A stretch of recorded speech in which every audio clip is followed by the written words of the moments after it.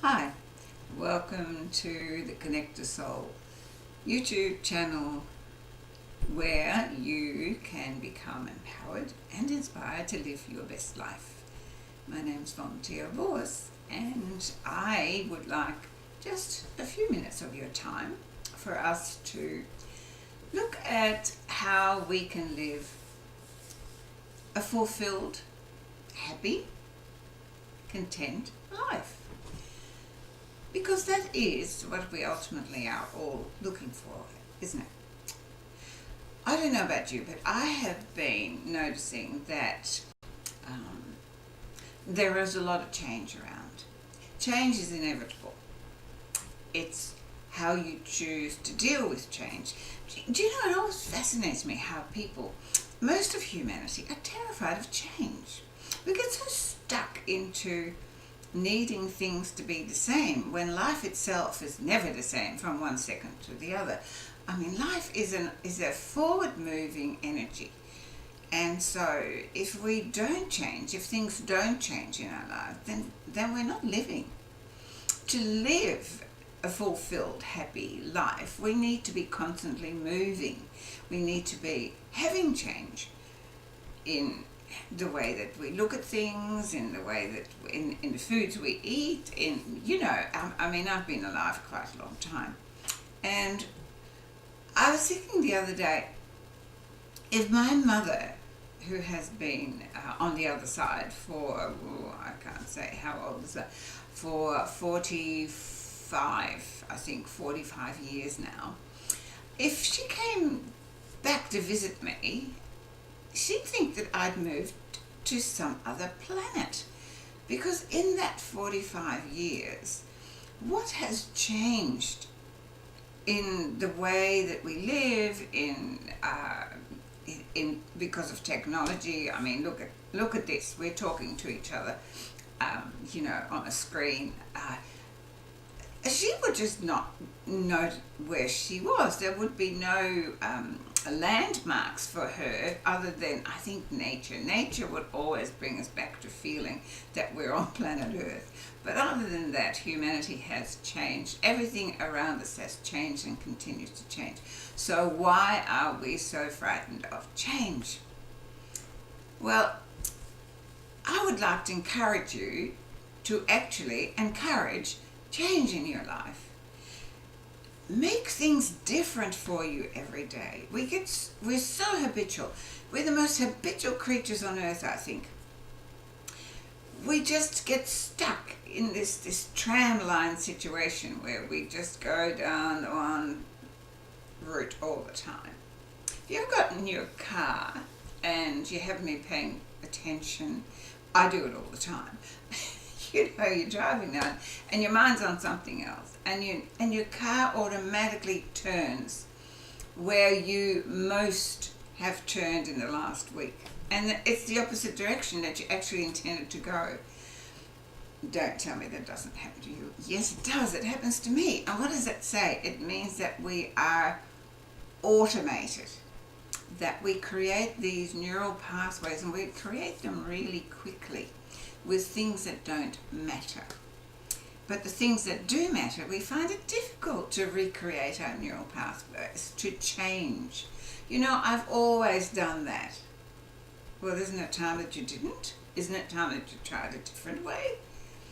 I do think that the more we change, the more that we embrace change, the more that we realize that to be aligned with life, we need to be changing. I think the more alive we can stay. People constantly ask me, how come that I'm so youthful, for the want of a word, considering that I, am in my late 70s, and I am still here, I'm alive, I love life, every day is a new adventure for me. And I think that's it. I think it is because I believe that every day is first of all, it's a gift. I really believe that. I wake up every morning and I am grateful for the gift of yet another day to explore, another day to embrace this beautiful planet, this thing called life. And then, for me, it is this constant sense of awe and appreciation for looking and seeing things from a different perspective. If I'm looking at something and I don't like it, I don't blame what I don't like, and I don't blame me for not liking it. But what I do is I ask myself, is there a different way I could be looking at that which will give me a better experience? Because everything that we look at out there, if we don't like it, we have the power in here to change it. That is exciting. That is amazing. Can you imagine that? If I don't like something, I don't have to put up with it. I just need to change how I look at it. I can look at something that I might find really ugly because it doesn't appeal to me in the way it is created or whatever. But if I actually allowed that to infiltrate my energy field, I would feel my energy going down. But the minute that I look at it and go, with some sense of appreciation, I have to find something to appreciate about it, and it might be, I appreciate the work that went into it from somebody, right? I appreciate the fact that it's been offered to me. You can always find something to appreciate about something, about everything, about anything. And I was just listening to a little video where they went around 100 people and asked them what they loved about themselves. And for me, my first thing about what I love about me is my amazing, insatiable sense of appreciation attached to my insatiable sense of curiosity. So, this life has this unlimited plethora of experiences that we can just, avail ourselves of. It's just amazing. But so many people get stuck in their stuff and they just go about life like robots. Get out of bed on the other side. I'm giving you a challenge. If you're in a partnership, right? I'm not. But if you have a partner that you share your bed with, how about asking them the next time you go to bed that you swap sides? I bet that's going to bring something up in you, because even that we get so stuck. I've got this side, you've got that side. How many of us do that? It just makes me laugh. I have my chair, for instance. I have my chair. And I've always had my chair. It's been a different chair, over all the years. But I have my chair. Well, nowadays, when I get up, my chair's immediately occupied by my two beautiful Burmese cats. And then I come back and I look at them, and I will sit on another chair until I can't be bothered anymore, and I'll tell them to shoo off, and I take back my chair. And when my family comes to visit, they know that's my chair. So we do have this parochialism, this possessiveness of stuff. But it is important that you do things differently. Tonight, clean your teeth with your non-dominant hand. Do things differently, because we are multifaceted, but we don't use that. All we ever do is do the same old. I want to challenge you this time. I want to challenge you to look at all the things that you do automatically and change them. Just do it differently. Write with your non-dominant hand for a change. Stir the porridge with your non-dominant hand. Start to utilize all parts of you. Change, get out, take a different route to work. Do something different. You have to keep doing that all the time to keep your brain working. One of the things that really bothers me is people who say, oh, it's my age. That is such a terrible belief system. That, I'm getting older, so therefore I'm becoming decrepit. I'm getting older, so I have to forget things. Hey, you know what? My grandchildren at the age of 6 are forgetting things, but they don't say it's my age, although it is. But please, stop saying that if you're getting older. Don't look in the mirror and going, oh dear, I've got another wrinkle. Oh, it's my age. Oh, dear, dear, dear.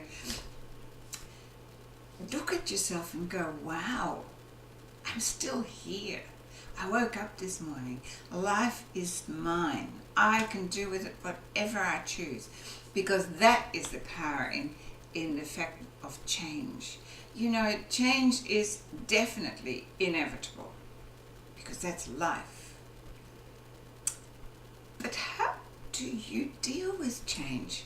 And if you have fear of change, why? Please tell me about it, because I'd like to talk about fear of change. You know, this fear of change that we have. Oh, no. Oh, no. Do you know, even people say, oh, no, you know, I wasn't brought up like that. And people could be in their 90s and they weren't brought up like that. You think you might have changed that a little bit earlier?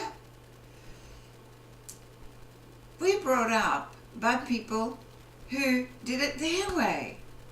I was brought up by parents who would think I'd gone to Mars if they came back and watched what we do today. So if I just stuck with what they knew, there wouldn't be absolutely no progress.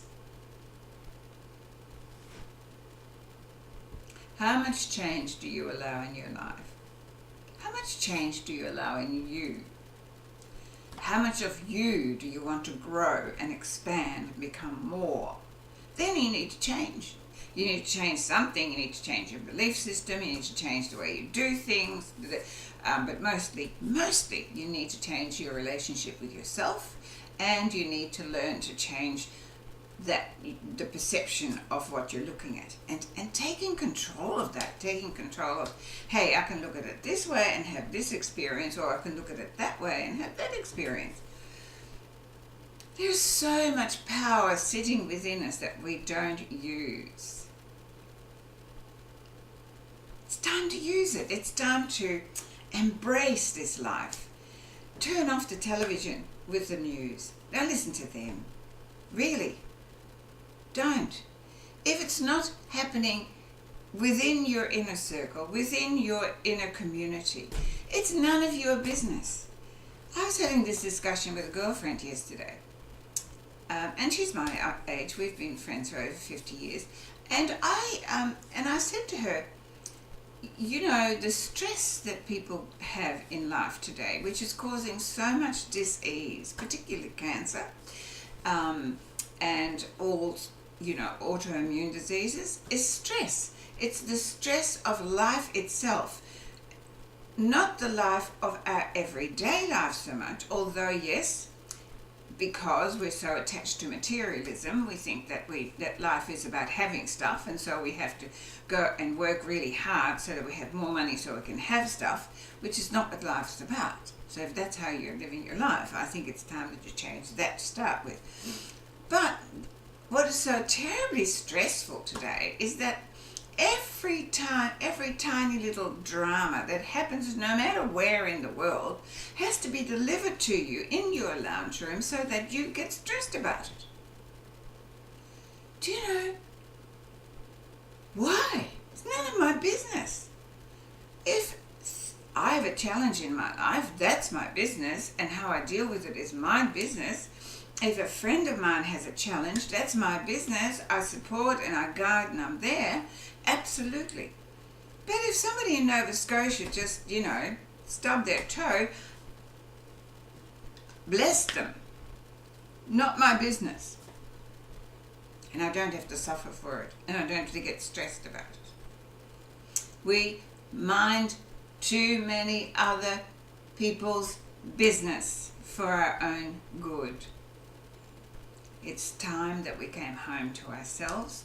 We had a good look at ourselves, and we decided, I choose to live the best of me.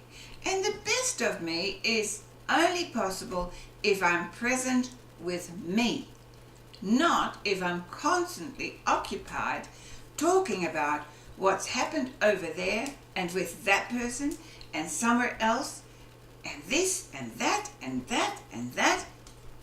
And where were you in all of that? Where were you in all of that? Come home to you.